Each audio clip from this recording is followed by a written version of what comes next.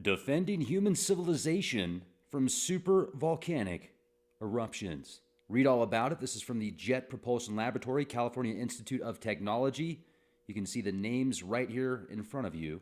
And I want to thank everybody for being here. This podcast, we're going to talk about Yellowstone and how JPL is presenting a plan with the California Institute of Technology to divert doom and give people thousands of years of energy.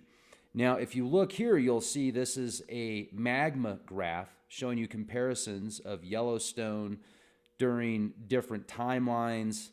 The Long Valley, California. You can see a couple places in Indonesia, Alaska, Mount St. Helens in Washington. And there was ash that made it to the other side of the world, and you can see how small that is in comparison. I would like to let you know real quick, this podcast is brought to you in part by virtualshield.com/leakproject. Did you know you have the right to keep your information to yourself? You can do it for less than $4 a month. The fastest, most secure VPN on this planet anyways. Go to virtualshield.com/leakproject. Check out the amazing opportunities for Leak Project listeners. All right, now let's go back to the podcast.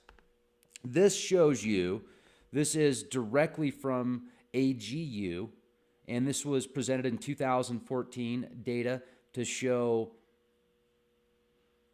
possibilities of a explosion with a month-long eruption of 330 square kilometers using 2001 wind fields. You can see that right there. So what's interesting is when you read the data, let me share this with you real quick. This is from NASA's ambitious plan to save Earth from a supervolcano. Now, it's not necessarily NASA's plan, but that's how BBC had titled it. That's the title from BBC News. It's JPL and University of California. So following an article that BBC published in reference to the threat of a Yellowstone supervolcano eruption late 2017, a group of NASA researchers got in touch to share a report previously unseen outside the space agency about the threat of supervolcanoes, and also what could be done to prevent a catastrophe. This is a quote. "I was a member of the NASA Advisory Council on Planetary Defense, which studied ways for NASA to defend the planet from asteroids and comets," explains Brian Wilcox of NASA's Jet Propulsion Laboratory at the California Institute of Technology. "I came to the conclusion during that study that the supervolcano threat is substantially greater than the asteroid or comet threat." Interesting. Now, I wonder if these mass extinctions in the past are linked to the volcanoes, and if volcanoes erupting are linked to sun cycles. So NASA scientists came to consider the problem, and they found the most logical solution could simply be to cool down a supervolcano. Now, obviously, one the size of Yellowstone, a gigantic heat generator is equivalent to approximately 6 industrial power plants. And according to the article, Yellowstone currently leaks about 60 to 70% of the heat that comes up from below into the atmosphere via water, which seeps into the magma chamber through cracks, and then the remainder of it builds up inside of the magma, which enables it to dissolve more and more volatile gases and surrounding rocks. Once the heat reaches a specific threshold, then the explosion takes place. "I came to the conclusion that the supervolcano threat is substantially greater than the asteroid or comet threat," Brian Wilcox, JPL. "But if more of the heat could be extracted, then the supervolcano would never erupt. In theory, NASA estimates that if a 35% increase in heat transfer could be achieved from its magma chamber, Yellowstone would not pose a threat." Now, the question is how? What kind of resources? They're estimating it could cost almost $3.5 billion. And also the amount of materials and water required. Now, let me share with you an article from futurism.com. NASA has a $3.46 billion plan to ensure the Yellowstone supervolcano doesn't erupt. This is based off of that same white paper, which you definitely need to read if you want to, if you have the time. So, NASA has a $3.5 billion plan to ensure the Yellowstone supervolcano doesn't erupt, and bonus, it could provide energy for tens of thousands of years. I'm going to leave the links to all of these articles in the video description box, as well as the link to the white paper from JPL, California Institute, and the Institute of California. So let's go to this real quick from Futurism. Aside from the dangers inherent in any plan to drill into a volcano, the NASA proposal is largely theoretical. No one knows for sure that it would work, and the cost of finding out would be an estimated $3.46 billion. Wilcox doesn't think this cost is insurmountable. However, Yellowstone currently leaks about 6 gigawatts in heat. Brian Wilcox, research at NASA's Jet Propulsion Laboratory, explained to the BBC. Through drilling in this way, it could be used to create a geothermal plant generating electric power at extremely competitive prices at around 10 cents per kilowatt. Then express.co.uk came out with an article in reference to the white paper. Yellowstone eruption would be disaster for humanity and plunge world into volcanic winter. Mr. Cox also said, you would have to give the geothermal companies incentives to drill somewhat deeper and use hotter water than they usually would, but you would pay back your initial investment and get electricity, which can power the surrounding area for a period of potentially tens of thousands of years.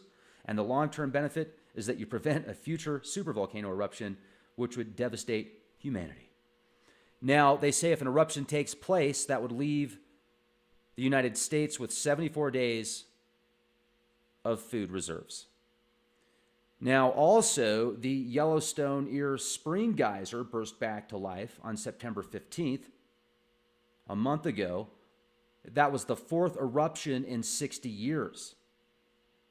Then the Steamboat Geyser continues to erupt, and it has seen a lot of activity. It was quite dormant for years. So this Ear Spring Geyser spewed massive streams of boiling hot water, and what it did is it spewed out human litter. The Geological Survey said in a statement, Ear Spring normally is a docile hot pool, and it reached 20 to 30 feet high on the 15th of September, which is a Saturday of this year, 2018. The eruption ejected not only rocks, but also material that had fallen or been thrown into the geyser in years past, like coins, old cans, and other human debris. You can read about that also, express.co.uk. Now, remember the Star Trek film where they're on the planet Nibiru. How convenient. They're on the planet Nibiru, and Spock prevents a supervolcano from destroying the planet.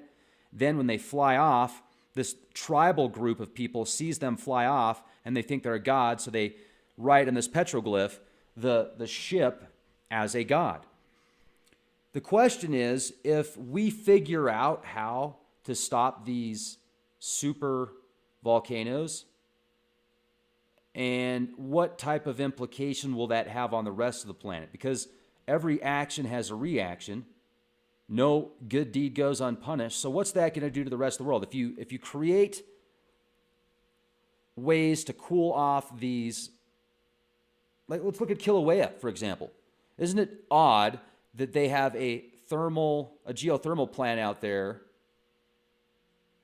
not far from where Kilauea volcano is, and we've kind of forgot about that, haven't we? I need to do some more research into that, see if it's still spewing, see what happened to the plant out there. Some of the wells were covered with lava, but they had preventative measures in place to make sure that the lava didn't penetrate, or hopefully not penetrate, the wells. This is a Sun Cycle, great web article on Wikipedia showing different timelines and events, 400 years of sunspot observations, grand solar minima and maxima. Hello. Which do you prefer? Now, okay. Now, Roman warm period, the medieval maximum. Now, what I need to do is overlay the scientific data with the Sumerian king list and compile these timelines and these flood date estimates and see how close they are. Wouldn't it be amazing if we could confirm kingships that lasted for tens of thousands of years, and then you find out how to change the DNA to give anybody that opportunity to have that lifespan if they so choose, to live 10,000, 20,000, 30,000, 100,000 years. It's in your genes to age. Ladies and gentlemen, we live in amazing times and really exciting to look at all this information and be able to compare all this data. Don't forget to check out the specials at virtualshield.com/leakproject. I think they're doing a special right now that's about $4 a month or less. It's a 66% discount for Leak Project listeners. That way you don't have AI bots sending you news and sending you on these like... That one thing that I wonder about how much news is presented, how much of it is AI derived, and how much of it is it derived to your search habits. So if you're searching Sumerian tablets, could then there be algorithms that could steer the attention away and start putting disinformation in the Sumerian tablet research, like writing entire articles on it? It's tough enough to come up with the answers without having to worry about algorithms manipulating what you research to send you on paths searching for the carrot at the end of the stick that probably doesn't even exist. Be excellent to each other, everybody. Also, don't forget to check out leakproject.com. If you go to leakproject.com, you're going to get access to over 2,000 podcasts. Many of these are exclusive to Leak Project, downloadable, streamable, ad-free. It's $10 a month to become a premium member. You can get access to the whole year premium membership for like $60. Don't forget to check out our forums. We have a really cool forums section here. For those of you that are avid bloggers and like to leave very detailed comments in the comments section, check out the forums section. There's some very intelligent people there. We need to get this boosted. It's totally free to sign up there. And there's exclusive specials and opportunities only available at leakproject.com. Be excellent to each other, everybody, and be the change you want to see.